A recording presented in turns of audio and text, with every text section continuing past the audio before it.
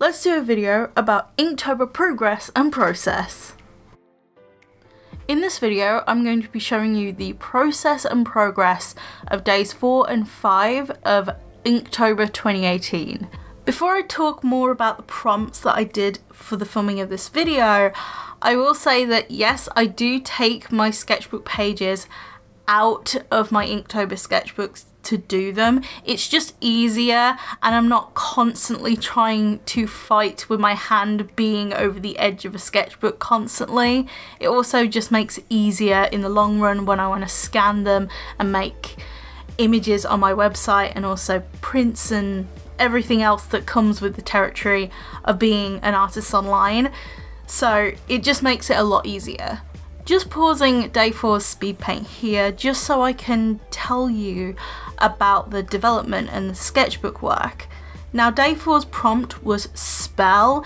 I'd seen a lot of people just take the word quite literally and just do people using magic, and no offense to anybody who did that, but my Inktober is going to be more abstract this year. So as you saw in the sketchbook while I was showing it, while I was talking, you could see two characters and they are Alton and Moira Doverkin. Obviously at the point that I draw them, Moira is not married to Alton, but they are the couple that end up to be Jalal's parents. So the idea behind spell is that Moira and Alton are from two completely different backgrounds. She's from a more poorer background, whereas he is from a noble knight family.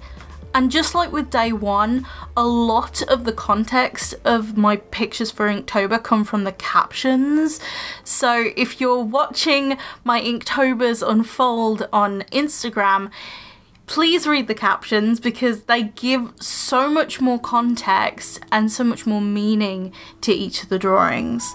With that being said, the caption for spell is, "Such a love seemed unfathomable. Surely Alton had to be under a spell, right?" The caption actually comes from the perspective of Alton's father.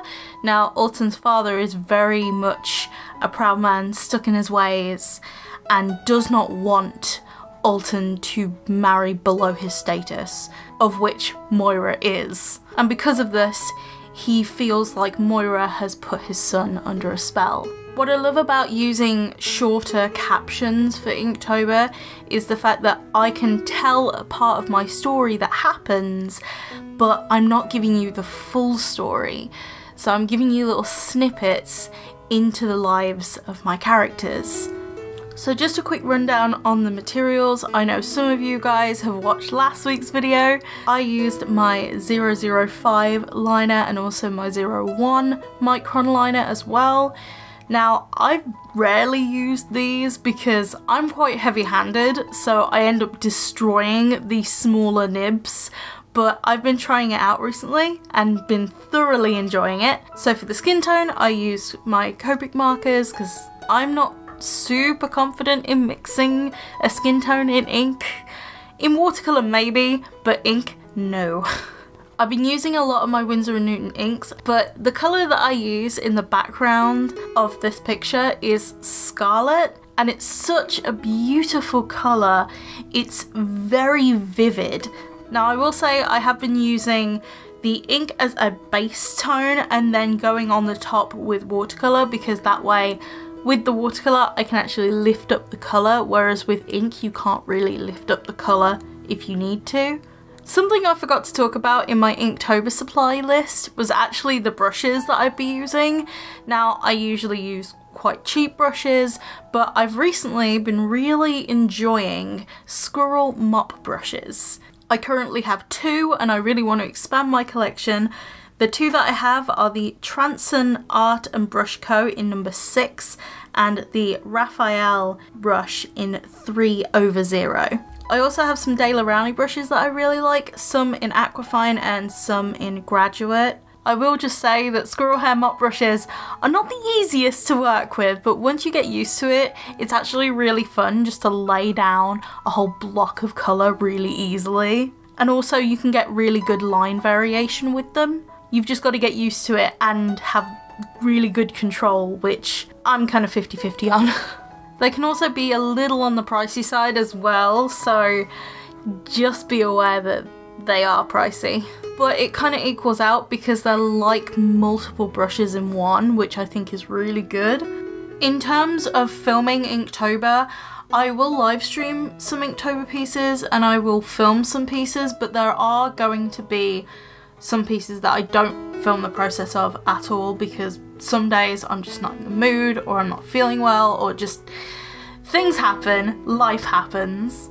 So far the only days I haven't either filmed or live streamed are days 2 and 6, and I'm now experiencing something that I haven't experienced during the last 3 years of doing Inktober, which is the amount of time I'm spending on my Inktober pieces. I'm spending the best part of the day on my Inktober pieces, whereas while I was in university, because I had other things to do, I didn't have as much time to spend on them, or I was using my time a lot more wisely.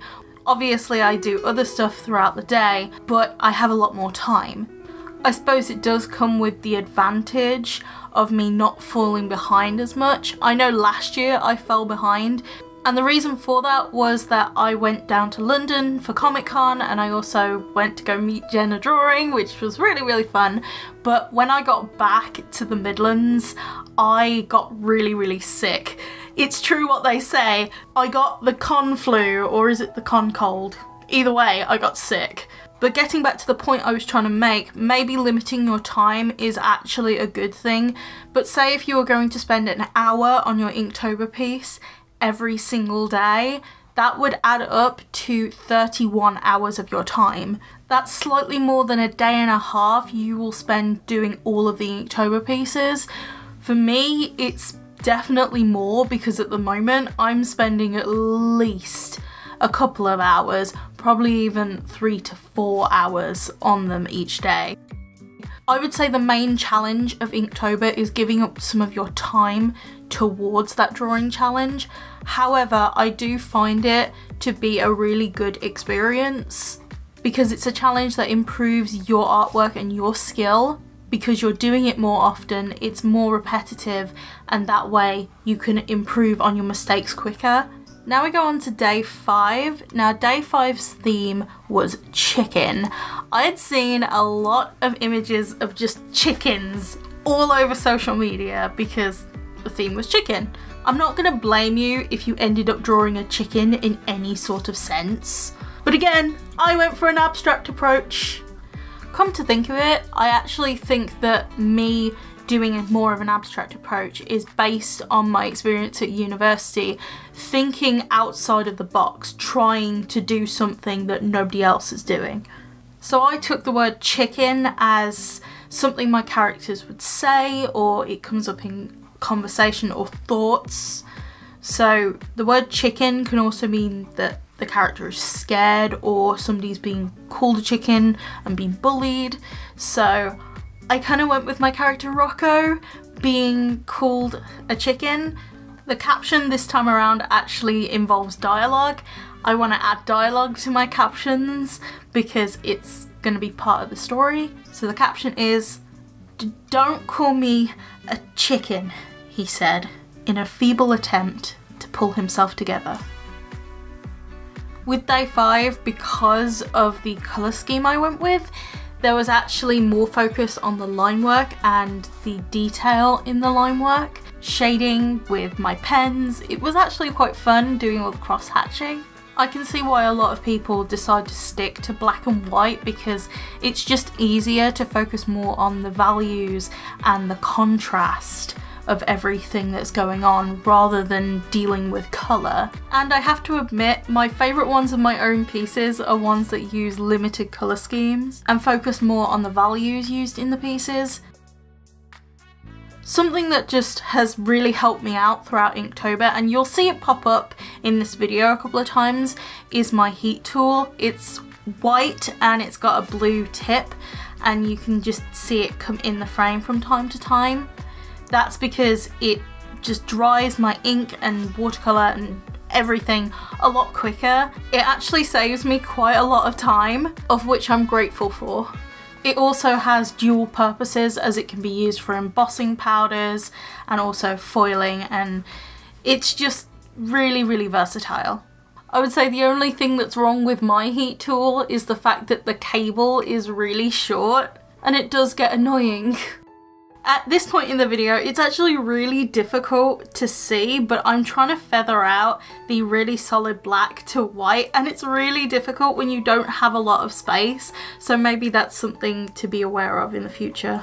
You can see right off the bat that this one has much more of an impact because it's much more of a contrast between black and white, and there is only a couple of colours. There's green and red being his blood, and then green being the iconic green tank top that he wears, just so you can distinguish what character he is, because obviously this is a younger Rocco. For those interested in this piece and the situation it involved and the story behind it, this is actually the origin story of the scar on his nose and why he wears a plaster over his nose. I just thought I'd mention that because I've got questions in the past about Rocco and the band-aid over his nose. I don't call it a band-aid, I call it a plaster, just to clarify. Another pen that I decided to use was actually my Posca pen. I wanted to just fix some mistakes, or I decided maybe I should add this with the Posca pen. With this one though, I kind of made the mistake of just going straight in with a Posca pen and trying to get the effect of white silhouettes in the background to make Rocco look like he's been surrounded by people. But after I did them, they kind of looked a bit stupid, so I went back over them with my black brush pen, and oh my god, I ended up just feeling like I had ruined the whole piece. It was at this point where I felt like ripping the entire page out and then just starting again. However though, by covering it up, it made the ink super thick and shiny, which wasn't the effect I was going for, but in the end it actually created this effect where you could only see the bullies in the light, and even though it wasn't intentional, it actually makes it seem a lot more creepy than it was originally intending it to be, and I really like the effect that it gives now. I hope I'm making some sort of sense.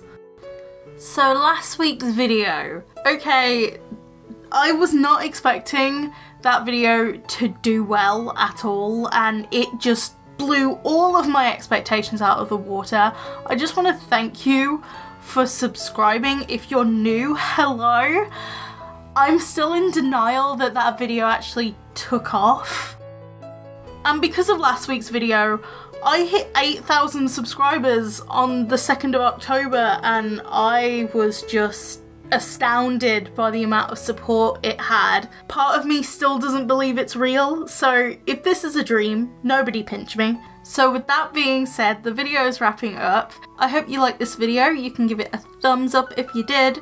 I just want to say that I will be live streaming more of these pieces in due course. So to receive notifications of every time I upload and live stream, you can ring the notification bell, and I will see you guys in my next video or live stream. Bye guys, and thanks for watching.